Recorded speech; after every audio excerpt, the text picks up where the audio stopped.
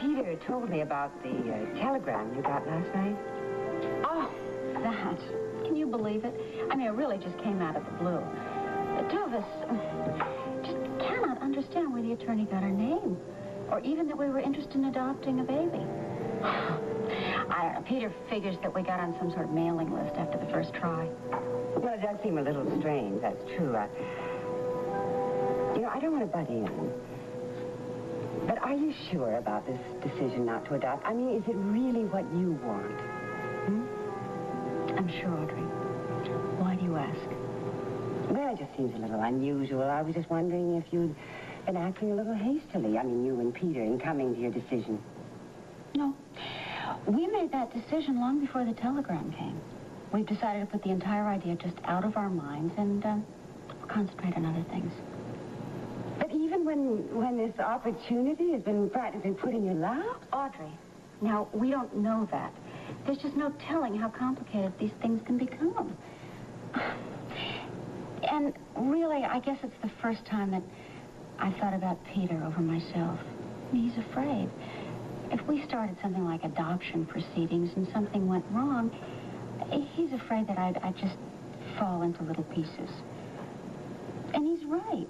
No, we have made the decision, and I'm not going to back off of it. Well, now, what makes you think that something could go wrong? Well, just past experiences. I mean, look at the whole Phil Brewer affair. I mean, you know, if something like that surfaced again, it would just ruin everything. But it didn't exactly surface the last time. Someone deliberately uncovered it and notified the adoption agency. But if someone did it once, why not twice? Well, I suppose it could happen. Oh, still someone who loves children as much as you do. Well, I can't deny the fact that I don't think about it. Of course, I haven't told Peter, but sometimes at night I lie awake and I just wish. But I know that we have made the right decision. Well, as long as you thought it through. Oh, I've thought and I've thought. I mean, ever since we lost Mike and Martha, I've come to believe that I just wasn't meant to have children. Oh, Diana, that's not really thinking, though, is it? I mean, that's feeling. It was tragic, one disappointment on top of another, but I don't see any divine plan in it. It's just a lot of terribly bad luck and misfortune. Well, maybe I'm misfortune's fair-haired child. I must say, I still go by parks and playgrounds and watch children. I just wonder what it'd be like if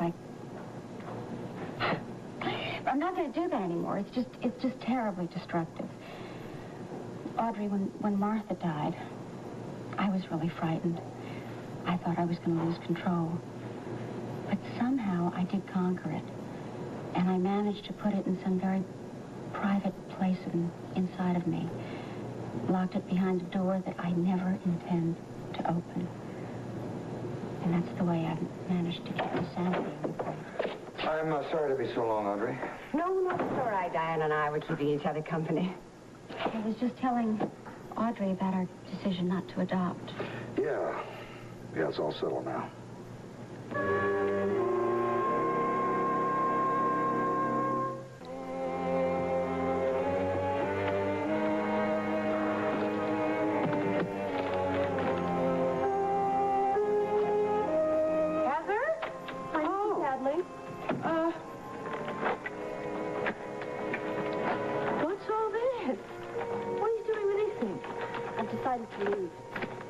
To leave? You mean you're going to run away? I guess that's about the best way to put it. Why, never. Oh, Wally, ungrateful, thankless. Were you just going to disappear without a word? No, of course not. I was waiting to tell you. Well, then tell me now. What's gotten into you? I just can't go through with it, that's all. I know now that I'd be too miserable for the rest of my life. I can't give up the baby. What do you mean you can't give up? That is the silliest thing I have ever heard in my life. After all the trouble that we have gone to make this whole thing possible for you, after what I've gone through to help you, me personally, don't you think that somehow you owe me something? And I'm not just talking about the money that you never paid me. You've been wonderful, and I appreciate everything, I do not want your appreciation. I want what's coming to me. I can't pay my bills with appreciation, and you can't either. I'll get a job someplace, and I'll pay you everything that's coming to you, I promise. How do you know? How can you be so sure? You couldn't get yourself a job here. What makes you think you're going to get yourself a job someplace else? Or are you thinking about that offer from Jerry Sherman? You're just going to pick up your baby and hie yourself off to Hollywood? Is that it? I can try. And you can mess things up, too. You can really ruin your chances there. And then what? Then I'll learn to do something else. I'm not stupid. I can, if I have to teach myself to type, I can do that. Oh, beautiful. Just beautiful. You're going to take yourself off and you're going to enroll in secretary college, right? Has anybody ever told you that people charge money for those classes? They have night classes in a high school. You do not have a sensible bone in your body. I can't believe what I'm hearing. My heavens. Here you have one of the best opportunities that anybody has ever had, and you are throwing it away with both hands. I'm doing what I have to do, that's all. You are selfish. That's what it is. I don't know why I'm so surprised. Nobody ever remembers anything good that anybody ever does for them. All they ever think about is themselves. Does it matter to you one bit, all the work that Mr. Wallace has put in on this adoption thing? Or the cost, the expenses he's had to undergo? Does it matter to you that you are breaking your word to both of us?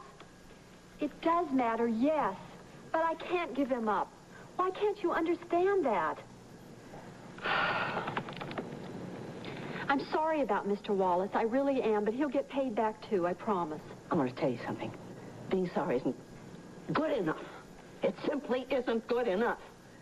You came to me, and out of the goodness of my heart, I took you and your baby in.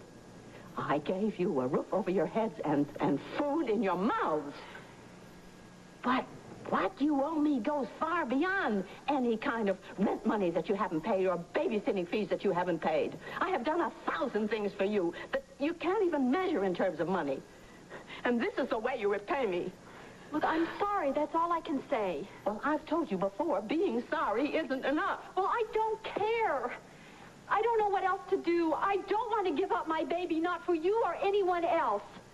I am going to keep him and try to get a job to support both of us. Now, I'm leaving, and you cannot stop me. Oh, go on, then. If all you're thinking about is yourself. But I will never do anything to help another human being again as long as I live. I treated you as though you were my own daughter, and like all children, you turned on me. Well, I was a fool ever to have expected anything else, but I will never learn. Who is it? It's me, Frank Wall. Oh, excuse me. Come in. What's going on? Do you know what this wretched child is planning to do? She wants to run away. I want to keep my baby. Well, perhaps you'll be interested in my news, then. I just received a telegram from the Taylors, and they aren't interested in adopting a baby. What? You can read it for yourself. That's wonderful.